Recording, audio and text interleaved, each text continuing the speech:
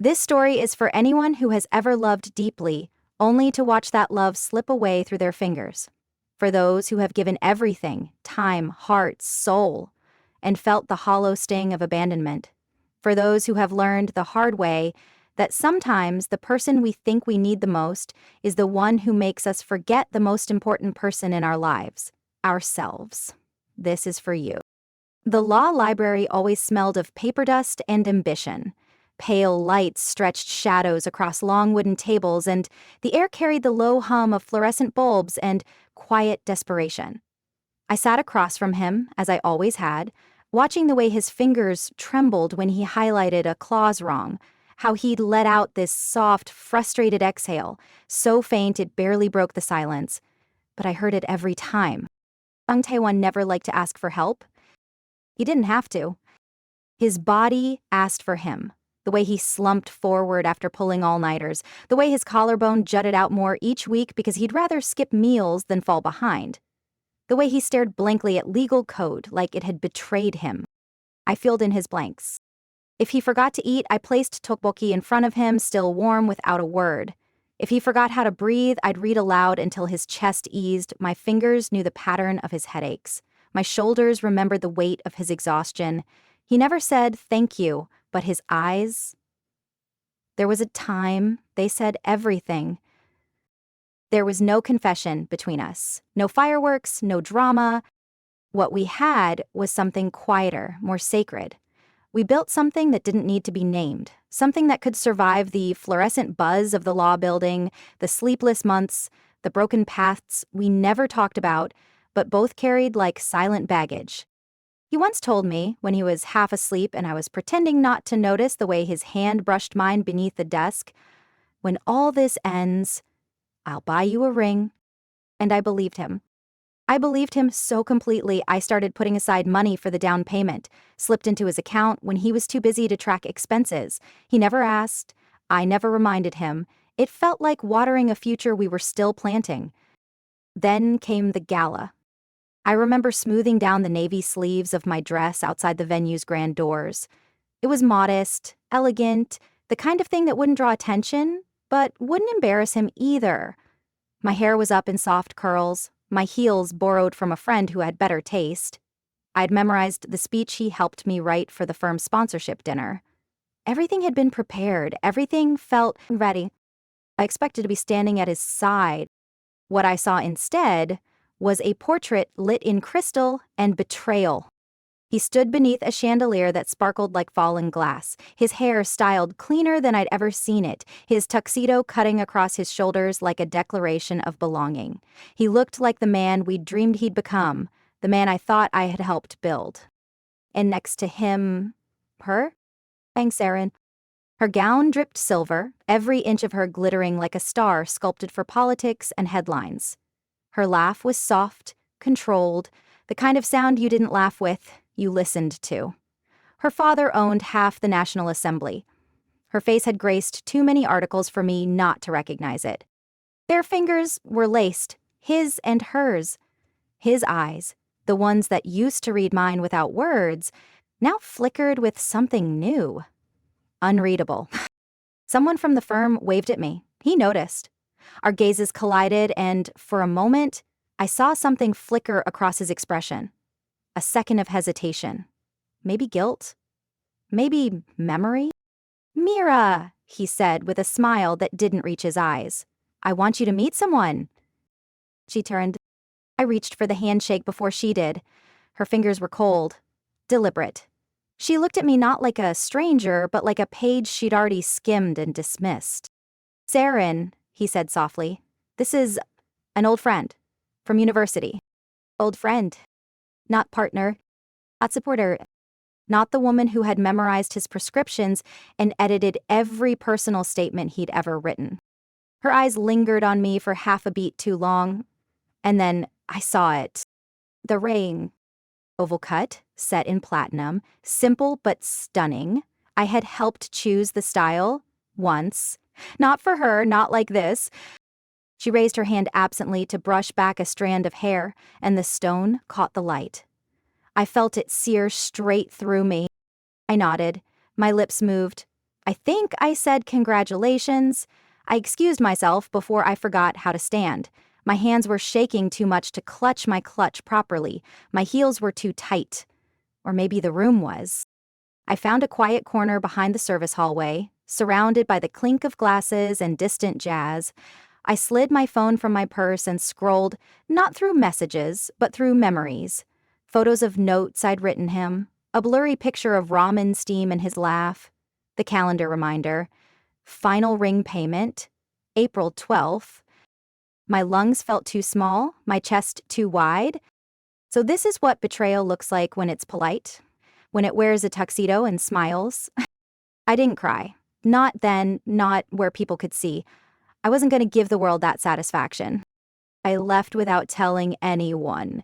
Stepped into the cold and hailed a cab. The driver asked for my destination, and I gave him my old apartment address, then paused. "No," I whispered. "Take me to the station." I watched the city blur by, its lights indifferent to my unraveling. Somewhere, Taehwan was still laughing with her. Somewhere, that ring was still warm on her finger. I pressed my forehead to the window. He promised me a life. I gave him my silence. He gave me a goodbye I didn't hear coming. I left Seoul that night. I didn't pack. I didn't explain. And no one came after me. Not even him. The grief didn't arrive like I expected. There was no loud crash, no thunderclap to announce its arrival. If anything, it sneaked in with the silence of a leaking ceiling. A slow trickle that I couldn't see but always felt. I moved. Not far, just enough to let my skin heal from the constant city pulse of Seoul. I rented a bare apartment in a half-finished complex. The windows were cracked in places, the floors creaked underfoot, and the walls seemed to groan under the weight of forgotten lives. The kind of place that was perfect for an anonymous woman with nothing to give and nowhere to go. I didn't tell anyone where I was going. No text messages, no calls to friends. I didn't need them. I needed space. Space to unravel without explanations, space to collapse without needing to be caught. At first, I was careful. I kept myself in shadows, behind the mist of my own silence. I went to work at a small firm, sat in the back row, and nodded when people spoke to me. The world moved around me, and I wasn't a part of it. That's how I wanted it. But at night, oh God, the nights were a different thing entirely. I could still hear his laugh echoing in the halls of my mind, overlapping with the soft sound of her voice. Every memory I tried to bury seemed to rise up in the dark. Each whisper, each moment I'd held him, each touch I thought meant something, woke in me with the ferocity of a wound still fresh, still bleeding. And so I wrote. I wrote because my hands trembled when I didn't, because my throat tightened when the silence became unbearable. The first page I filled wasn't for him. It wasn't for anyone. It was for me. It was a release. I didn't know how it would begin or how it would end, but when the pen touched the page, I felt a shift. A crack I hadn't noticed before. She'll never want him like I did. In shattered pieces, not just the lid. I stared at the words, as if they weren't mine, as if I had stolen them from someone else's sorrow. I didn't know why I'd written them, didn't know who I was addressing. The page was a witness to a pain I wasn't ready to name. But even as I read the line over and over, it didn't feel finished. So I kept writing. 40 pages later, I had bled out every thought I hadn't said aloud. There were rhymes that never fully made sense, fragments of broken lines that I couldn't piece together. Some pages smelled faintly of ink and coffee, others of tears I didn't know I'd cried. I didn't want to stop. I couldn't. It was the only thing that made me feel something other than numb. But one morning, one cold, dreary morning, when the light came in too dim through the cracked window, I read my own words out loud. My hand shook as I turned the page, and the weight of the line hit me like a fist to the chest. Because once I leave, I don't return. Not to the hands that let me burn. Leave. The word tasted like fire in my mouth. Leave. Leave him. Leave this. Leave everything that had once made me feel alive. There was nothing left for me in this city, in these words, in the fractured fragments of the life we had tried to build together. I closed the notebook slowly. as if the pages were fragile things, like they might crumble if I moved too quickly. I didn't plan to heal. I wasn't interested in forgiveness. I wasn't interested in mending myself. I wanted clarity. I wanted truth. In the stillness of the morning, the decision clicked in my chest like a lock turning open. This wasn't about revenge. This wasn't about making him feel what I felt. This was about forcing the world to see what it had tried to hide, about peeling away the false narratives they had built around him, around me. I wasn't done. I was beginning. I didn't pick up the phone and call anyone. I didn't need to explain myself. I had already made my choice. At work, I started to notice things I hadn't before. My eyes began scanning the contracts I was reviewing with a sharpness I hadn't known I was capable of. There was something about them that felt off, something about the clauses, the signatures, the fine print that didn't quite match up. Kang Serin's name kept appearing in places it shouldn't, hidden in places too deep for a casual observer to find. I made notes. I started crossing out things on my documents. Lines, numbers, dates. Little things that most people wouldn't think twice about. Well, I was careful. And then I saw it. The flaw I had been waiting for. A tiny misalignment in a prenuptial agreement. A clause inserted without full disclosure. A power play I knew would be the key to everything. I knew what I had to do next. I started sending small, anonymous leaks to independent watchdog groups. I didn't use my name. I didn't need to. The words would speak for themselves. Let them ask questions. Let them wonder who's behind it. It was only a matter of time before someone connected the dots. Before they realized that Omira, the woman who had been pushed into the corner, erased from his life like a footnote, was the one who had seen the cracks in their perfect world. The phone call came a week later. Serin's PR team was reaching out. They were offering an invitation to the wedding, not because they wanted to make peace, not because they cared. They needed me there, needed me to settle the narrative, to show the world that I was mature enough to accept the situation. How quaint. I accepted. I didn't care about Serin or her father's manipulations. I didn't care about the wedding. What I cared about was making sure I was the one who had the last word.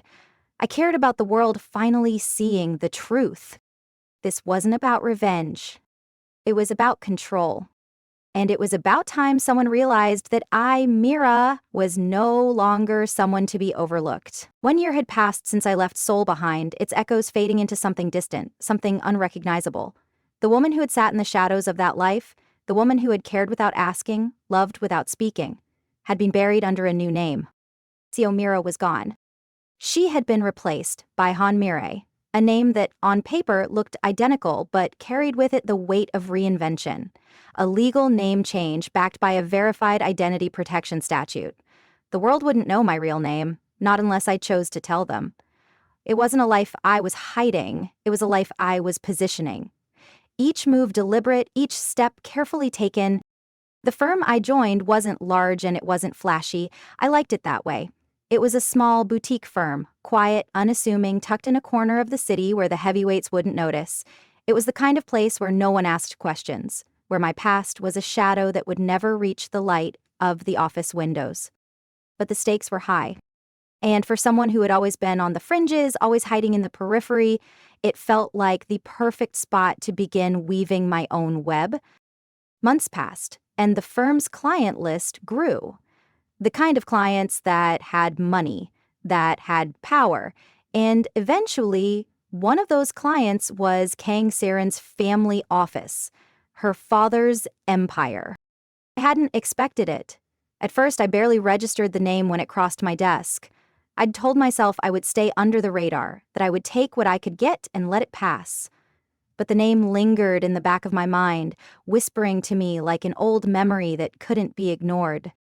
And then one late afternoon, when the office was empty and the fluorescent lights flickered in that familiar hum, I opened the documents in front of me.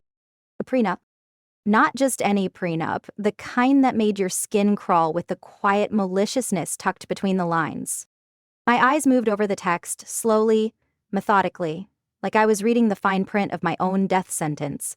The terms were clean, polished, too clean. There was no imperfection here, no trace of humanity.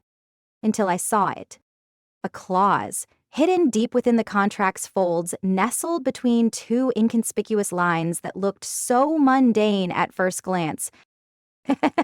It was unethical, possibly illegal. Saren's father had inserted it without disclosure, a simple adjustment made to their financial agreement that would grant him control over more than just her fortune. It would grant him control over her entire life, her agency, her independence, everything she thought she could escape. I felt the weight of it press against my chest. The rage was slow at first, like the drip of a leaky faucet, but it built, pounding against my ribs, growing heavier until I couldn't breathe. How could they think they could get away with this? I'd been used. We had all been used. I wasn't just going to stand by, not anymore. There was only one thing left to do. I buried myself in the details, hidden behind passwords, behind encrypted files, behind paper trails that led nowhere. My fingers danced over the keys, clicking through the pages with mechanical precision. One post, then another. I didn't use my name, I didn't need to, I didn't want the credit. The message would spread without me. I whispered my findings into the right ears, the online forums, the independent auditors, the legal ethicists who were trained to see the things people didn't want them to. Each leak was small, almost insignificant to anyone who wasn't paying attention. But the world has a way of magnifying things.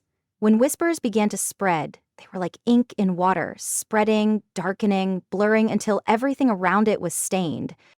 It started small, just a hint of suspicion. Rumors that Saren's father had manipulated the terms. Nothing concrete, just whispers. Then, the stories began to bloom. The wedding machinery, which had seemed so perfect at first, began to stutter. People began to question. The questions were subtle at first, but soon they started getting louder.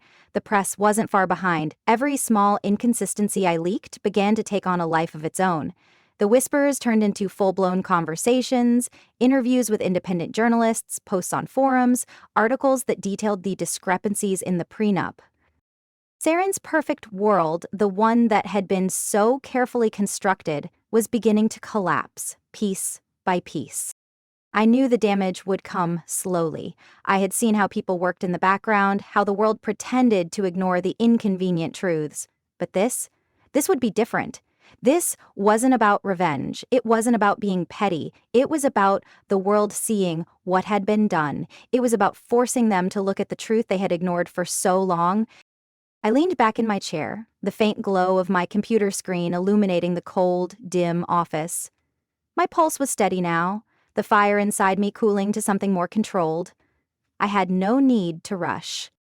The more time passed, the more the cracks in Saren's world would become visible. And when the moment came, when the truth finally hit the public eye, it would be undeniable.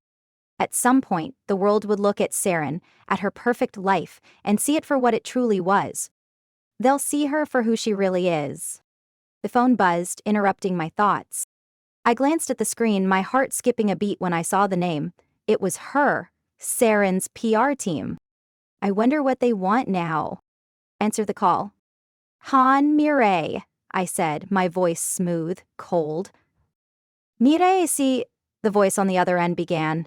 It was calm, almost rehearsed. We would like to invite you to the wedding, to help settle the narrative, to show that there are no hard feelings. There was a pause. I could almost hear the tension on their end, like they were waiting for me to decline. I didn't hesitate. I'll be there, I said, my voice steady, calm. Consider it a formality. There was another pause. The silence was thick. Of course, they responded quickly. Thank you for your understanding. We'll send the details shortly. I hung up the phone, staring at the screen for a moment longer than necessary. It wasn't about being a part of the spectacle. It wasn't about wanting anything from them. It was about control. About ensuring that they understood who was holding the reins now. The moment the media started murmuring, I knew. Saren was no fool. She had always been 3 steps ahead, playing a game I wasn't even aware I had entered. Whispers of fraudulent clauses and manipulated timelines began surfacing in the press. At first, the stories were whispers, rumors, half-truths that could be dismissed with a smile and a flick of a journalist's pen. But then, like ink bleeding into water, the truth started to form, a darker shape that no one could ignore. Someone is leaking, Saren must have realized, and she knew it wasn't just coincidence. The moment I saw the headlines, questions about the validity of her family's prenup and the manipulations in her father's clauses, I knew she would strike back. And strike she did. The scandal hit harder than I had anticipated. Taewon, poor Taewon, had no idea that by signing those papers he had signed away everything, every asset, every right, everything that would have protected him from the cold grasp of Saren's family, all slipped away with a signature he hadn't even fully understood. The press tore into him, questioning his ability to think clearly, questioning his worth, and Saren retaliated, the sharpness of her movements echoing through the chaos like a queen securing her throne. I was fired. The phone call came late on a Wednesday evening. My office was dim, the only light coming from the flickering screen of my laptop. I had been preparing for this moment for weeks, but even so, the finality of it hit like a tidal wave. Han Mireille, the voice on the other end began, cold, sterile. We regret to inform you that your employment is being terminated effective immediately. I didn't say a word, didn't need to. The letter, the email, the words, every part of it had been prepared long before I had even signed my last contract with them. Please be advised that your name will be removed from all references, your future career in this firm and in any affiliated organizations has been compromised. The phone clicked in my ear, the silence echoing louder than the words. Compromised. It was laughable. The reference letters I had worked for, the connections I had carefully built, were now gone, obliterated with a few simple words. My reputation was buried beneath NDAs and half-truths. I had been erased from the legal world like an error in a contract, someone who had never existed to begin with. This is how they play. Saren didn't just want to ruin me. She wanted to bury me so deeply that no one would ever remember I existed. She didn't realize, though, that I had already made plans for this.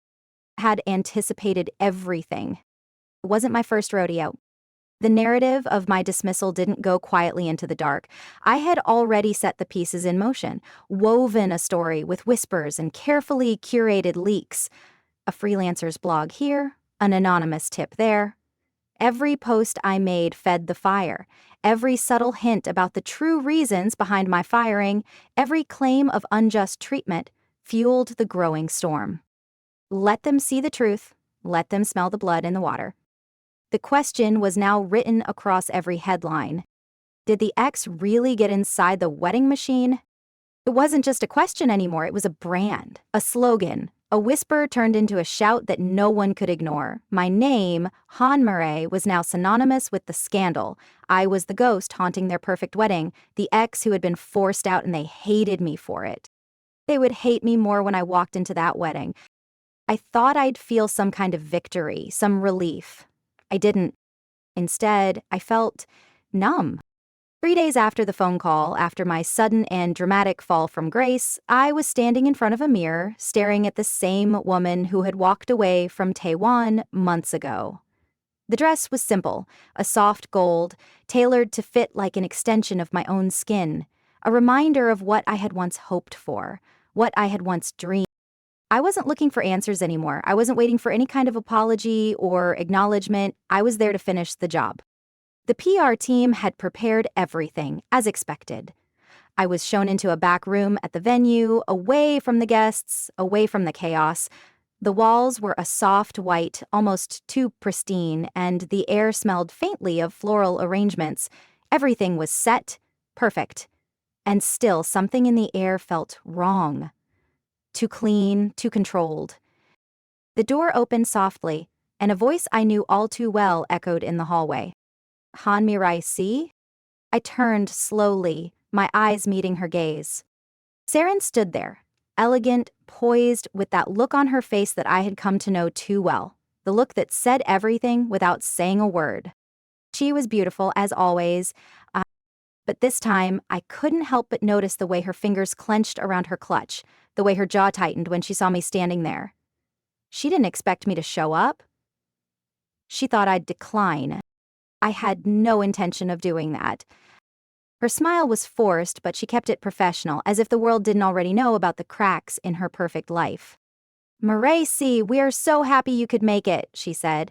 There was nothing warm in her voice, only calculation, only the coldness of someone who knew she was losing control.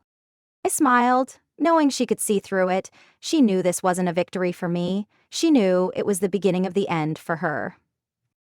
"I'm here to settle the narrative," I replied, my voice smooth, steady, too practiced to show any sign of what had truly brought me here. I wasn't part of the show, I wasn't part of her fairy tale. I was the thing she couldn't control. The ghost, the ex who had once been pushed out of the frame. Her gaze lingered on me for just a second longer, as if calculating how much I had taken from her already. "Well then, let's go," she said, her voice tight, a smile still on her lips, though it felt like a mask more than anything. I followed her down the hall. Every step felt heavier than the last, each one sinking into the weight of what was to come. The wedding wasn't just about them, it was about me too. This was where it ended, where the truth finally broke through the illusion she had built. 3 months before this moment, when the flowers were nothing more than brief sketches on someone else's planner, I made a decision. Quietly, without fanfare. I filed a request to become a licensed civil officiant, a mere footnote in the thesis I had once written on ceremonial law. I didn't think anyone would notice. I didn't think anyone would care. It was an afterthought, something I filed away like a note to be forgotten. Except no one paid attention, not until the original officiant's visa was unexpectedly denied. There was a flurry of panic at the last minute. Whispers ran through the venue, hurried phone calls, text messages, and frantic discussions. No one could find a replacement in time, not someone with the proper credentials to perform the ceremony. Except me, of course. I had been preparing for this moment for longer than I cared to admit. The work I had done, the plans I had set into motion, all of it was leading to this very moment. Siren had never once expected that I would be a part of her wedding, and yet, here I was, stepping into a role she never intended me to fill. I arrived early to the venue, watching as the flowers were arranged in perfect symmetry, as the cameras were tested and the sound technicians adjusted the microphones. The air smelled of lilies and roses, a little too sweet, almost suffocating, and the hum of quiet excitement buzzed in the background. Every corner of the place seemed to shimmer with the promise of a perfect day. Siren's day, the day that had been built for her since birth. I walked to the back, my heels clicking against the marble floor, the quiet sound of it almost too loud in the vast empty space. There were no familiar faces here, only strangers and her guests, the ones who had never seen me, the ones who never would. I'm not here to destroy anything, I'm not here to take what's hers. That thought echoed in my mind, a reminder I had to hold on to. I was here for one thing, and one thing only, to witness. To bear witness to the vows she had once promised me, to the man who had once promised them to me too, to the love I had quietly held for so long. It wasn't about him anymore, it wasn't about her, it was about me. The rehearsal was a blur of clipped instructions, quick glances, and polite nods. The officiant's assistant led me to the front of the altar, where I was handed the paperwork, the notes, the script. The ceremony had been prepared for weeks. There were no surprises, no room for error. And then, of course, Taewon arrived.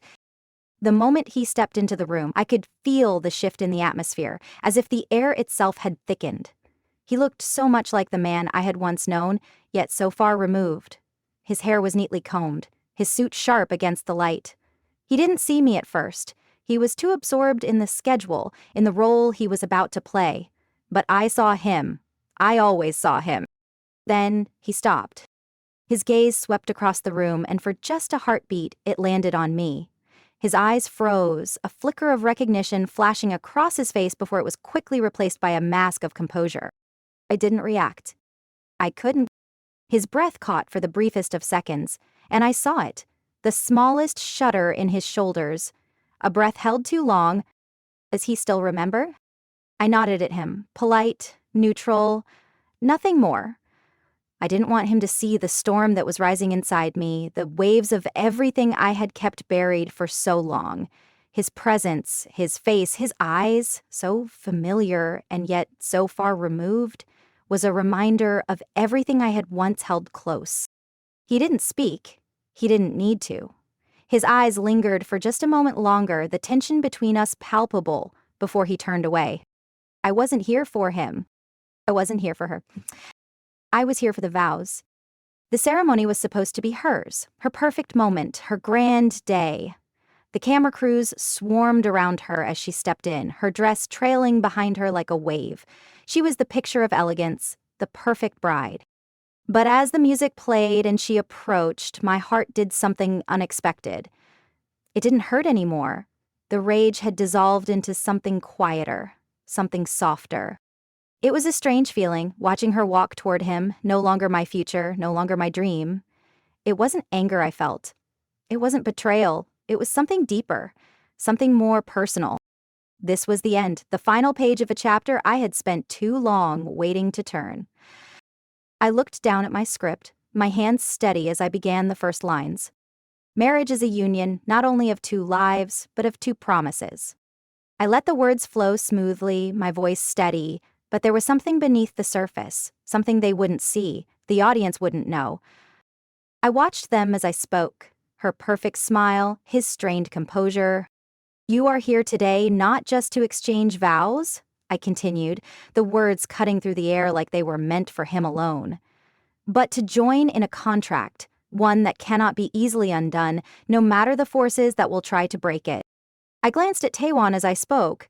His gaze was on me now, no longer hiding. He was looking at me, really looking at me for the first time in months. His face was unreadable, but I could see it in the way his jaw clenched, the way his eyes softened. He sees me. Oh, he knows. The silence between us was loud, overwhelming. I could hear my heartbeat in my ears as I continued the ceremony, my voice steady and calm, even as my hands shook slightly with the weight of the moment. At the moment where I had to ask them to exchange vows, I paused. I let the weight of the silence press into the room, let the words hang in the air for just a moment longer than necessary.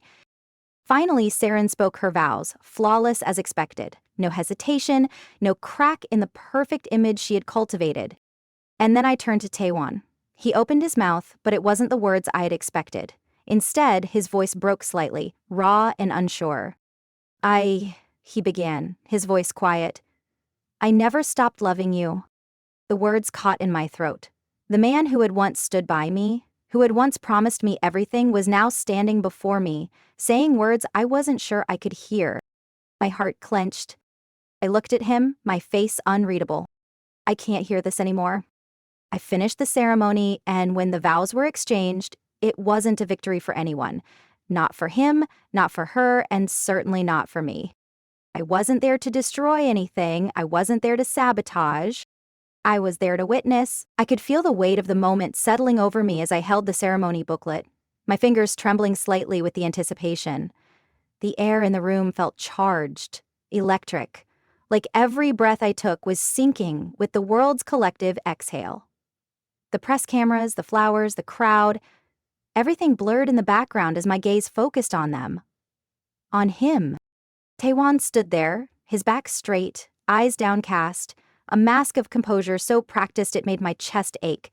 The same man who had once been a puzzle I spent years trying to solve. The same man whose breath I had once shared, whose soul I had once held in my hands. Now, he stood before me, on the cusp of becoming another woman's forever. I wasn't here to destroy anything.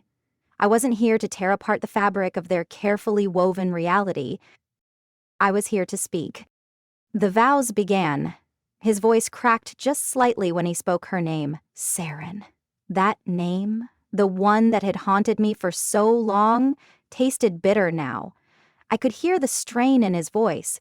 He wasn't ready for this. Not like he had been ready for me. And then, I cleared my throat. The sound was soft, controlled, but there was power in it, more than I had realized. The weight of the moment settled around me, filling every corner of the room, pushing the world into silence. I raised my head, meeting the gazes of the people around me, and then I spoke. Not as a woman scorned, not as the woman who had been left behind, but as a woman risen. Marriage is built on contracts, I began, my voice carrying smoothly through the heavy silence. It felt almost like a whisper, yet the words seemed to vibrate in the space between us. The crowd held its breath. I could feel the heat of Taewon's eyes on me, like a phantom touch. I could feel the weight of history in every word I spoke. He hears this. He knows this. But vows are not signed, I continued, my gaze shifting toward Saren, who stood composed and beautiful beside him. She didn't look at me, but I could feel her presence beside him like a distant shadow. She was waiting for me to finish. They are said in good faith, until someone forgets what they meant. The words fell like drops of water, slow and deliberate, landing into the stillness of the room, rippling outward. The air thickened. I saw the crowd's collective breath held in the briefest of pauses. No one moved. No one blinked. The murmurs began to swirl at the edges of the room like an undertow that couldn't be ignored. Saren's smile, her practiced, perfect smile, wavered for the smallest fraction of a second. She knew. She knew the weight of every syllable I had just spoken. She knew it was for her, for Taewon, for the years they had spent building this fragile lie. Taewon, too, stiffened. His hands, which had been holding Saren's with a steady grip, now twitched, the fingers momentarily flexing in tension. His eyes locked onto mine, dark and searching. A man on the edge of a precipice, his soul laid bare for the first time in months. I saw him. I saw the small fracture in his armor. He remembers me. I continued, every word deliberate, calculated. If there is love, speak it. If there is none, speak nothing. The finality of those words echoed in the space between us, louder than the beating of my own heart. The silence that followed felt thick, suffocating, as if the entire world had paused in the moment I had created. And then he looked at her. His gaze shifted slowly, almost unwillingly, toward Saren. She was looking ahead, her face frozen in a mask of politeness, her eyes wide as she stared at the crowd, refusing to meet his. She did not speak. And neither did he. Saren's face, so beautifully poised and perfect, remained frozen, the smile fading like a flower wilting under too much sun. She held her breath for what seemed like an eternity. She won't say it. She won't speak it. Not the words that would bind her to him, the promises they had built their future on. Instead, she turned. Slowly, deliberately. Her movements were calculated, the tightness in her jaw betraying the carefully maintained calm she tried so hard to project. Without a single word, she walked away. She left him, she left me, she left the entire room in stunned silence. And I was the only one who could hear the truth that rang out through the emptiness. She couldn't say it. Taewon stood frozen. His expression, confusion, disbelief, a flicker of something I could not quite place, lingered on his face like a forgotten ghost. His mouth opened, as if he were about to speak, but no sound came. He wasn't looking at Saren anymore. His eyes found mine again, and for the briefest of moments, I saw him, really saw him. Before his eyes dropped away, his gaze filled with resignation. It's too late for you, Taewon. It was always too late. The cameras flashed, the reporters whispered, but the room was thick with silence. A silence that spoke louder than any speech or vow ever could. A silence that said everything. Saren didn't turn back. She kept walking, her figure receding into the distance as the doors swung shut behind her. I looked down at the booklet in my hands, the pages fluttering slightly in the rush of air that followed her departure. I didn't speak. I didn't need to. The weight of the moment settled into my chest, heavy but cleansing. I wasn't here to destroy their lives. I wasn't here to break him or her. I was here to remind them of what they had lost, what they had never had. I was here to stand between them, flanked by flowers, press cameras, and the unspoken history that would never be erased. I was here to witness the vows they had broken long before this moment, the promises they had made to themselves, to each other, that had been nothing but lies from the very beginning. And when the silence stretched too far, When the world finally broke free of the spell I had cast, I stepped back. I closed the booklet in my hands with a soft, final snap and walked away. I wasn't waiting for his words anymore. I wasn't waiting for anything. The fallout came swiftly, like the first drop of rain before a storm that would leave nothing untouched. The media was relentless. The cameras, the headlines, the stories, all of them focused on the chaos I had left in my wake. The vows, the ceremony, Saren's exit, all of it was captured on live television, the images burned into the minds of everyone watching. There was no denying the spectacle, the drama that unfolded in the blink of an eye. Saren was furious. Her controlled world, her perfect narrative had been shattered, and as expected, she retaliated. A lawsuit for defamation.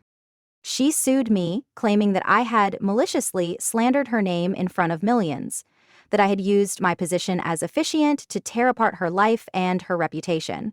It was a clever move, but ultimately a hollow one. She had no case. The truth was, my words had been carefully chosen, an artist's brushstroke on a canvas of ambiguity. I hadn't named names, I hadn't pointed fingers, I hadn't even referenced facts. What I had done was far more dangerous. I had used feelings, metaphors, and truths so tangled in their own ambiguity that they could never be fully unwound. My speech had been a legal fortress, built on the foundation of poetic metaphor and emotional subtext. The moment I had spoken those words, I knew they would cut deeper than any hard evidence. They would linger in the hearts of those who heard them, without the need for a single legal citation. Feelings, that was all I had needed to say. Saren's lawyers tried to twist it, tried to make the world believe I had overstepped. They tried to make the court see me as a villain, someone who had manipulated the truth. But the law, despite its many flaws, couldn't ignore the fact that I had done nothing more than speak my truth, the same truth that many others had felt, but never dared to voice. And as Saren's defamation suit gained traction, something else began to unfold, something Saren had not expected. The breadcrumbs I had left behind, those small, almost imperceptible details in the prenup, the contractual manipulations, the signs of financial fraud, began to attract attention. A group of law students, curious and eager for their own slice of notoriety, started picking through Saren's own filings. They uncovered the discrepancies I had so carefully marked, the financial misrepresentations, the hidden clauses that Saren's father had placed in her contracts to secure his own wealth and power. Each discovery was a thread that, when pulled, unraveled the empire they had built. I wasn't the one who had exposed it, not directly. My anonymity had allowed me to remain a shadow in the background, watching as others did the work for me. The whispers turned into conversations, then into investigations, and soon, the public image of Saren and her family began to crumble in a way no defamation lawsuit could ever repair. As the media dug deeper, the spotlight shifted. The questions that had once surrounded me, who was the ex who had stood in the way of Saren's perfect wedding, were now aimed at Saren herself. The wedding was never going to happen. Taewon's fall from grace was just as inevitable. It started with a tip, an anonymous email sent to the right people, the ones who would listen, who would care enough to follow the trail. The tip was simple. Saren's fiancé, the man who had once stood beside me in another life, had falsified medical reports. Those reports had been part of his journey to becoming the successful lawyer he was, part of the story he had told himself, the one he had shared with me when we were still building something real. I had never doubted him, never thought for a moment that the man I loved could have been so broken, so lost in his own desire to climb the ladder. But now, it seemed the truth was undeniable. The investigation had started, and Taewon's license was put under review. His name, once a promise of success and stability, now lay in tatters. He signed those papers, he signed away his future, and mine too. His world was crumbling beneath him, a slow, agonizing collapse that I had no part in. I wasn't the one who ruined him. He did it to himself. I thought I would feel something, some sort of satisfaction, some triumph over the man who had once held my heart. But the truth was, there was nothing left to feel. No joy, no sorrow, no sense of right or wrong. The damage had been done, and it was a damage no one could repair. I watched the headlines blur together. Taewon loses legal license amid fraud investigation. Saren's family's hidden financial web exposed. The wedding that never was. And still, I felt nothing. I stood in front of my apartment window, looking out at the city below. The lights flickered in the distance, the pulse of life continuing as if nothing had changed, as if my life, as if their lives, had not been irrevocably altered by the choices we had all made. My phone buzzed on the table, breaking the silence. A message from an anonymous number, Saren's PR team, asking for a statement. She wants me to be part of the story again. She wants me to speak, to explain myself, to take the blame for the damage she's caused. I ignored it. I didn't need to explain myself to anyone anymore. I had built my own story, my own truth, and no one could take that from me. I wasn't the villain of this story. I wasn't the hero either. I was the one who had walked away, who had left behind the lies and the promises that had never been real. And now, as everything unraveled around me, I was free. I didn't expect him to find me. Not in a city this large, where lives are shuffled and rearranged as easily as the pages of an unwritten novel. And certainly not in a quiet cafe near the sea, where I had slowly carved out my life again, piece by broken piece. My days now had a new rhythm. Teaching part-time, lecturing on legal ethics, talking about contracts and vows, things that felt so distant, so detached from the emotions that once swirled like a storm around me. The sea was always there, restless and beautiful. A constant that had anchored me, calmed me when my own world seemed too turbulent. It was on these quiet mornings, with the salty air brushing my skin, that I had finally begun to forget. The pain had dulled. The questions about who I was, what I had been, started to fade. But then he appeared. I had been sipping my coffee, the warm mug cupped between my hands, lost in the sound of waves crashing on the shore, when I looked up and saw him standing at the entrance of the cafe. His figure was framed by the morning light, his silhouette unmistakable, tall, broad, but somehow smaller than I remembered. He didn't speak. He didn't need to. I had known this moment would come, even if I had denied it in the deepest part of myself. I had told myself I wouldn't be there, that I would be gone by the time he found me. He came for answers, for closure, but he doesn't know the answer he's looking for. His hands trembled slightly as he walked toward me, carrying a piece of paper between his fingers, an old piece of our past. I could already guess what it was before he slid it across the table. His old vows. The ones he had written long ago in the quiet of our dorm room, while I massaged the tension from his shoulders after a long day of studying. The words had been nothing more than a promise, a whispered hope that neither of us had been ready to carry. "I'll build a life for you, even if it kills me," he had said that day, his voice thick with exhaustion, with a vulnerability that both terrified and moved me. I hadn't asked for anything in return. I had simply held him close and whispered, "You're not alone." I had believed him then. I had believed in us, in the future we would create together. He hadn't known it at the time, but I had already started to build something for myself, something I hadn't seen coming, something I hadn't thought I was capable of. But now he was here. His words from the past returned, and I could see them on the page before me. I could feel the weight of them. The weight of everything we had built and destroyed in a matter of months. His voice broke the silence, shaky but sincere. "I never stopped loving you," he said, his eyes pleading, as though searching for the woman he had lost and never truly understood.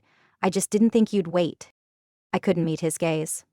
I couldn't look into the eyes of the man who had torn my heart apart, the man who had promised me everything only to walk away, to break the very vows he had written with his own hands. I didn't wait, I couldn't, I built. I could feel the truth in every muscle of my body, in the quiet thrum of my heart, which had beaten for so long without him, without the man who had once been my future. I thought I would feel anger or sorrow or regret. I thought I would scream at him for all the pain he had caused, for the wasted years, for everything he had taken from me. But instead, all I felt was silence. The silence of someone who had finally let go, who had finally realized that the only vows worth holding on to were the ones we made to ourselves. I didn't cry. I didn't scream. I simply stood. The chair scraped gently against the floor as I pushed it back. I didn't take the vows with me. I didn't need them anymore. His eyes followed my every move, the vulnerability in them raw and exposed. The man who had once been my everything was now just a ghost, a shadow of a life we would never have. I reached for the paper, hesitated, and then left it there on the table between us. My fingers brushed against it, but I didn't pick it up. The words, once sacred, now felt like dust in my hand. I didn't wait, I said softly, my voice carrying the weight of all the years I had spent alone, building something stronger than anything we had ever built together. I turned and walked away, each step steady, sure, as I left the cafe and the man I had once loved behind. I didn't need him to complete me, I had completed myself. The sky above the sea was changing, soft hues of gold and lavender spreading across the horizon. The world, as it always had, moved on, and so did I. I don't need his love anymore, I don't need anything from him. I built something real. Something that belongs to me and no one else. What does this story teach us? It's simple. You can't build your future on someone else's promises. You must build it on your own terms, with your own hands, your own heart. The truth is, it's okay to let go of what was never meant for you. The real strength lies in building what comes after, the life that's truly yours. So I ask you, what's the one thing you would build for yourself now that you know you don't need anyone's approval or love to do it? Drop your thoughts in the comments below. Let's start a conversation about taking back control of our own destinies. And don't forget to hit the subscribe button and like if you want to hear more stories that resonate with real-world strength, struggle, and growth.